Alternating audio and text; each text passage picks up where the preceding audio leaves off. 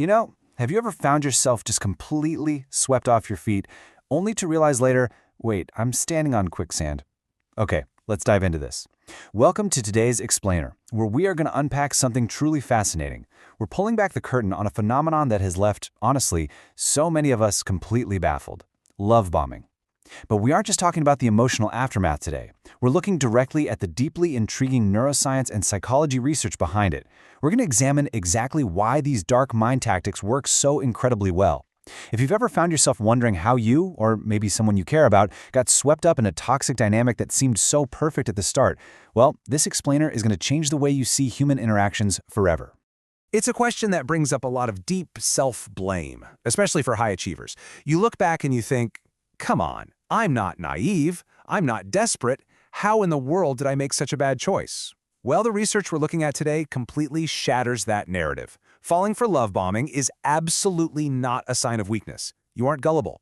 Neuroscience actually shows us that your brain was simply doing exactly what human brains are built to do.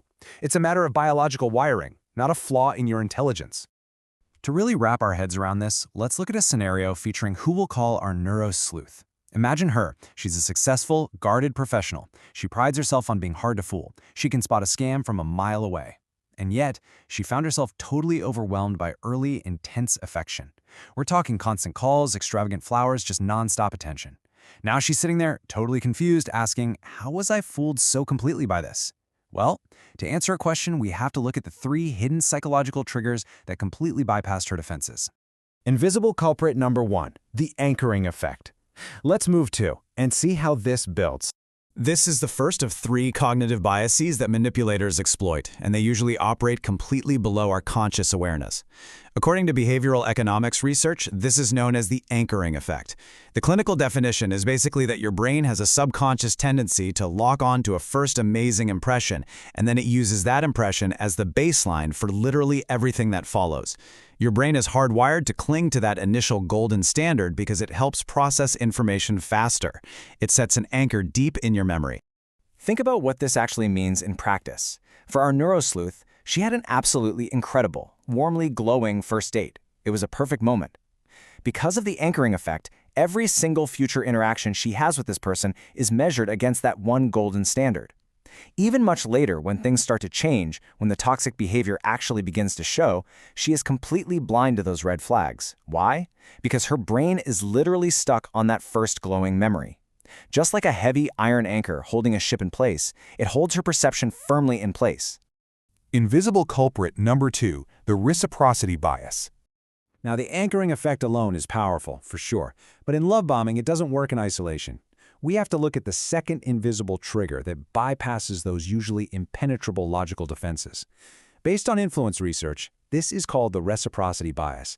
And listen, this is not a conscious choice to be overly generous or polite. This is a deeply hardwired evolutionary survival mechanism. When someone gives you something significant, your brain automatically feels it owes something back. It's an impulse woven right into the fabric of human cooperation. Let's apply this back to our scenario. Imagine our guarded professional receives a completely unprompted, highly expensive, and incredibly thoughtful gift very early on in the relationship. Honestly, unless it's a lifetime supply of her favorite coffee, her guard should be way up. But receiving it creates a subtle yet very real emotional pull. She didn't ask for it, but this manipulates her reciprocity bias, effectively tricking her brain into feeling that she owes him emotional commitment in return. Before she has even logically decided if she actually wants to be with this person, her brain is screaming that a debt must be paid. Invisible culprit number 3, the halo effect. So we have an unbreakable early anchor, and we have an overwhelming sense of emotional debt. Now we introduce the final psychological mechanism that completes this triad of invisible manipulation, the halo effect. Social psychology research identifies this bias as the force that makes the brain fill in the blanks. When you see one overwhelmingly positive trait in a person, like blinding, intense charm, your brain automatically assumes a whole list of other good qualities exist too, even when you have seen absolutely no proof of them. And this brilliantly illustrates exactly how dangerous the halo effect really is. You see, the only observed trait here is intense, confident charm. But the brain, eager to fill that space, invents unearned trust. It automatically assumes this person is trustworthy, kind, reliable, and loyal. All of these assumed traits, They have zero actual evidence behind them. The intense early affection completely masks a lack of genuine, verified long-term character. The simultaneous brain hijack.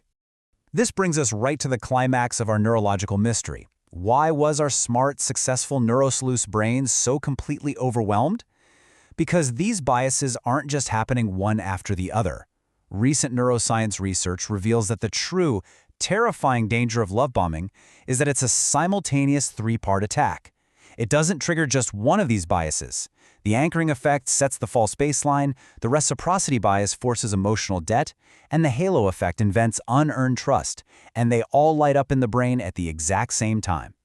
No single defense against just one of these is enough to protect you.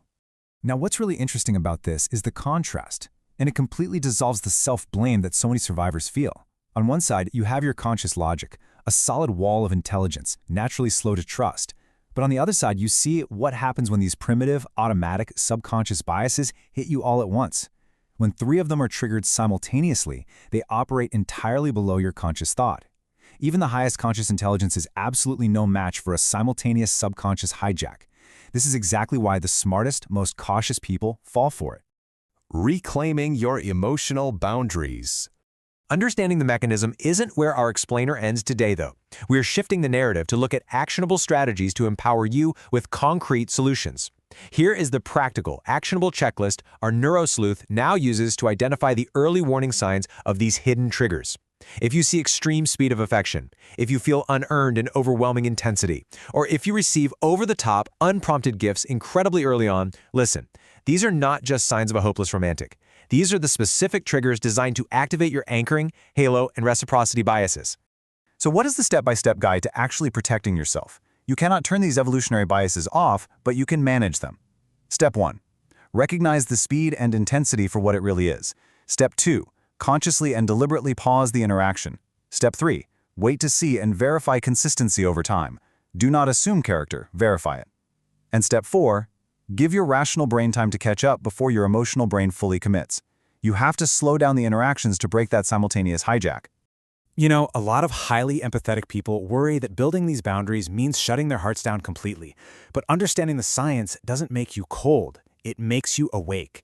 It means you are choosing to take things slowly. You're keeping your eyes wide open, allowing genuine connection to grow naturally over time like a seedling, rather than just being swept away by a manufactured illusion. So the crucial point is this. Manipulation thrives in the dark, in the subconscious spaces where we don't realize our biology is being used against us. But now, you finally know why this worked on you, and you hold the tools to make sure it never works the same way again. Now that you know the science, will you ever let it happen to you again? Take these boundaries, apply them, and stay awake out there.